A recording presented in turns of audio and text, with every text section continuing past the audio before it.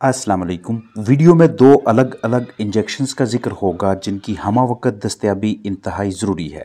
Birds में पट्ठों की कमज़ोरी हो, जिस्मानी दर्द, सोकड़ा, नर मादा की मेटिंग के मसाइल, हड्डियों, टांगों और दीगर अज़ा की कमज़ोरी के सिलसिले में इस इंजेक्शन का इस्तेमाल ज़बरदस्त नताइज देता है, जिसे सेलिविट का नाम दिया गया है। 1 किलो जिस्मानी वज़न के परिंदे को 0.1 ml यानी 0.1 cc सेलिविट पट्ठू में लगातार 5 दिन रोज़ाना एक टीका लगाएंगे या फिर ज़ेरे जिल्द या नस में भी लगा सकते हैं। अगर इंजेक्शन लगाना नहीं आता तो 5.5 लीटर पानी में 1 cc सेलिविट लगातार 5 दिनों तक के लिए मिक्स करके मुतासरा बर्ड्स को पिलाएंगे या आधा cc सेलिविट को 2.5 लीटर पानी में मिक्स करेंगे। ये मिकदार इलाज के लिए है और अगर आप पट्ठों की कमज़ोरी से बचाव के लिए इसका इस्तेमाल करें तो 1 हफ्ते में सिर्फ 1 टीका लगाना है और लगातार 5 हफ्तों तक हर हफ्ते एक एक टीका लगाकर 5 टीकों का कोर्स मुकम्मल करेंगे। इसकी अफादियत और अच्छे नताइज की वजह से ये आपको वेट स्टोर से लगभग 1300 से 1400 रुपये में एक पैकिंग दस्तयाब होती है। जिस भी फ्लाक में अंडू से चूज़ों के कम तनासब का मसला हो, उसमें मौजूद रूस्टर्स यानी मुर्गे को ये इंजेक्शन लगाना इस मसले का ज़बरदस्त हल है।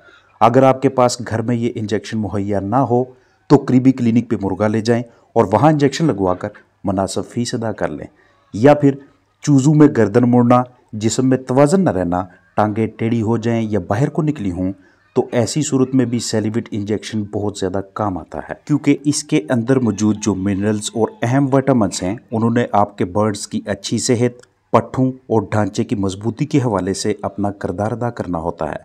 बर्ड्स के मसल्स में, बाफ्तों में किसी वजह से कमज़ोरी हो जाए तो उसके लिए इस इंजेक्शन में मौजूद सोडियम और सेलेनियम दोनों मिलकर बर्ड को उस कमज़ोरी से बाहर निकालते हैं। बाज़ औक़ात पोल्ट्री बर्ड्स की ऐसी हालत हो जाती है कि बर्ड्स खाते पीते नहीं और अनकरीब इनके मरने का हादसा लाहक हो जाता है। ऐसी हंगामी सूरत हाल में ताकत बख्श ग़िज़ाइयत का कोई ना कोई ऐसा ज़रिया लाजमी दस्तयाब रखा करें जिसे टीका या कतरे की मदद से मुतासरा बर्ड के जिस्म में दाखिल करके उसे सेहतयाबी की तरफ लाया जा सके। जैसा कि एमीवाइटल हाई शदीद ठंडक में परिंदों की जिस्मानी सेहत की खराबी और ख़राब कारकर्दगी की एक वजह मौसमी शिद्दत के बायस बर्ड के जिस्म में प्रोटीन और खून की कमी होती है। ऐसा तब होता है जब कम पानी पीने की वजह से जिस्म में पानी की कमी हो जाए, इलेक्ट्रोलाइट्स का तवाज़न बिगड़ने लगे, वज़न कम होता जाए और कारकर्दगी पे मनफी असरात पड़ने लगे। अब इन मुख्तलिफ मसाइल को हल करने के लिए हमें ज़रूरी amino acids, vitamin B group, dextrose और इलेक्ट्रोलाइट्स दरकार होते हैं।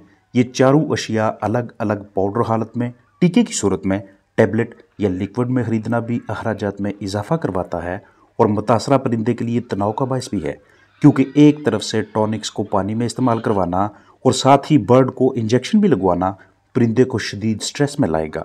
लिहाजा हम किसी ऐसे मरकब को इस्तेमाल में लाएंगे जिसमें तमाम ज़रूरी अमाइनो एसिड्स, इलेक्ट्रोलाइट्स, डेक्सट्रोज और विटामिन बी ग्रुप शामिल हों। हंगामी सूरत हाल में ये एक ज़बरदस्त चॉइस है, करीबी वेटनरी क्लिनिक से बआसानी मैसर हो जाती है। इसे कब, क्यों और कैसे इस्तेमाल करना है इसका आपको बखूबी इल्म होना चाहिए। इसे हम बतौर इलाज भी इस्तेमाल कर सकते हैं और बतौर परहेज़ भी। बर्ड्स में किसी भी वजह से सोकड़ा हो, अंडू से चूज़ों का तवाज़न कम निकले, दिन ब दिन हमारे जानदारों का वज़न कम होता जाए, पैदावार कम हो, तो उस सूरत में दिन में 2 मरतबा ये टीका लगाइएगा लगातार 3 दिनों तक। जब आप इसे बतौर टीका इस्तेमाल करें तो 1 cc एमीवाइटल हाई 5 किलोग्राम जिस्मानी वज़न के हिसाब से लगाएंगे।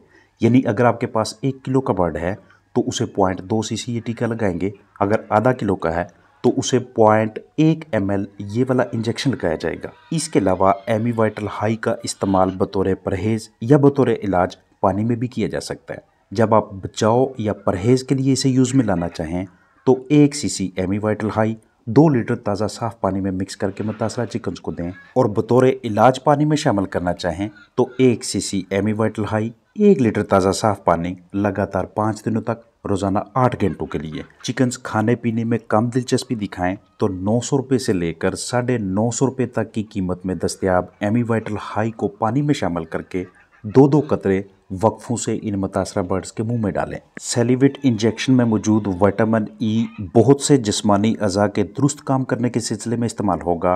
विटामिन B12 पट्ठों, खुलियों, हड्डियों में कमज़ोरी हो या खून के सुर्ख खुलिये यानी कि RBCs की बनावट में मदद करनी हो, यानी जिस्म में खून की कमी रोकने या पूरी करने में मदद करता है।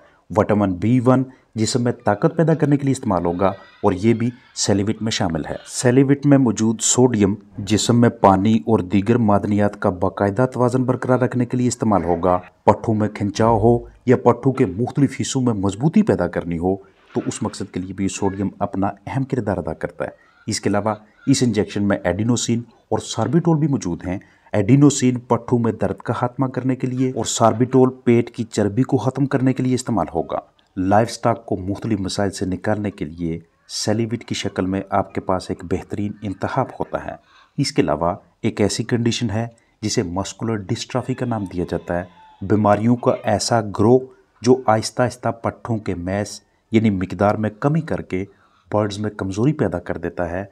इस तरह के मसाइल से निजात के लिए भी ये वाला इंजेक्शन आपकी पहली चॉइस होनी चाहिए। जानदारों में एक सिचुएशन न्यूराइटिस की है जिसमें नसों और असाब में सोजिश पैदा हो जाती है, जिस्म दर्द करने लगता है, जिस्म के मुख्तलिफ हिस्से नाकारा हो जाते हैं। मायोसाइटिस जैसी हालत में पट्ठों में कमजोरी हो जाती है और इसके साथ साथ जानदार को थकान महसूस होने लगती है। मायास्थेसिस में वो तमाम बाफ्तें कमजोर हो जाती हैं जो जानदार के ढांचे से जुड़ी होती हैं। विटामिन ई की कमी की वजह से जानदारों में एक्सुडेटिव डायाथेसिस की हालत आ जाती है। जोड़, टांगें, पर, गर्दन वगैरह मफलूज होने लगते हैं। एंसेफेलोमलेशिया में गर्दन मुड़ जाती है, जानदारों के जिस्म में तवाज़न नहीं रहता, टांगें टेढ़ी हो जाती हैं या बाहर को निकलने लगती हैं और इसको हम क्रेजी चिक डिजीज़ का नाम भी देते हैं। मस्कुलर डिस्ट्रॉफी हो, न्यूराइटिस हो, मायोसाइटिस, मायास्थेसिस, एक्सुडेटिव डायाथेसिस, एंसेफेलोमलेशिया यानी क्रेजी चिक डिजीज़ हो तो इन तमाम सूरतों में भी आप सेलिविट इंजेक्शन का इस्तेमाल करवा सकते हैं। दोनों इंजेक्शंस को आपने रूम टेम्परेचर पे स्टोर करना है और इन्हें किसी भी हरारत के हीट के ज़रिए के पास ना रखिएगा, नहीं तो इनकी असर पजीरी कम हो जाएगी। ये जितने भी मसाइल, प्रॉब्लम्स, बीमारियां आपके साथ शेयर की हैं जिनके इलाज के लिए आप मुख्तलिफ इंजेक्शंस को अलग अलग डोजेस के साथ इस्तेमाल करते हैं, इन मसाइल का ताल्लुक बाज़-औक़ात ग़िज़ा के साथ है, बाज़-औक़ात जेनेटिकली है यानी वालिदैन से औलाद में ये अमराज मुंतकिल होते हैं और बाज़ औक़ात उस माहौल के साथ जिसमें बर्ड्स रह रहे होते हैं। इसलिए ये इंतहाई ज़रूरी होता है कि जब भी चिकन्स लें किसी काबिल एतमाद बंदे से, किसी काबिल एतमाद हैचरी से लें और जब वो आपके पास आएँ उनकी न्यूट्रिशन और हाउसिंग यानी ग़िज़ाइयत और रहन सहन के बारे में ख़ास तवज्जो दीजिएगा, क्योंकि न्यूट्रिशन यानी ग़िज़ाइयत की कमी के बायस जिसमें ढेर से मसाइल आते हैं और अगर हाउसिंग यानी रिहाइश का परिंदों के लिए मौजू ना हो तो तब भी बहुत से मसाइल देखने को मिलते हैं। खास तौर पे आजकल के मौसम में बर्ड्स को धूप कम मिलती है, दर्जा हरारत कदरे नीचे होता है, तो किसी ना किसी वजह से हमारे चिकन्स की इम्यूनिटी कम होना शुरू हो जाती है। और जब भी कोई फ्लाक बर्ड मुख्तलिफ मसाइल का शिकार होते हैं उसकी बुनियादी वजह उनके इम्यून सिस्टम यानी कि मदाफ़ती निज़ाम का कमज़ोर होना होता है और इम्यून सिस्टम की ये कमज़ोरी हमारी ख़राब मैनेजमेंट का रिजल्ट भी हो सकती है। मुख्तलिफ वायरसेस, बैक्टीरिया, पैरासाइट्स या फिर ग़िज़ाइयत की कमी। बहरहाल वजह कोई भी हो हमें फौरी तौर पे शनाख्त करना आना चाहिए। साइन एंड सिम्टम्स यानी कि ज़ाहरी अलामात को देखते हुए बर्ड्स के मस्कन में हल्का फुल्का बदलाव करें और लिक्विड हालत में वाटर सप्लीमेंट के तौर पे या बतौर इंजेक्शन ट्रीटमेंट का आगाज़ करें। अपना ख्याल रखिएगा। अस्सलाम वालेकुम वरहमतुल्लाहि वबरकातुहू।